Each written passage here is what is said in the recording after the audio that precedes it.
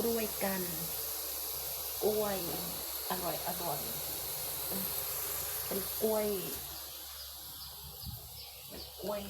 กล้วยกล้วยไข่กล้วยกรอบๆเลยนะนี่ดูสุกแล้วสุกแล้วนะกรอบๆเลย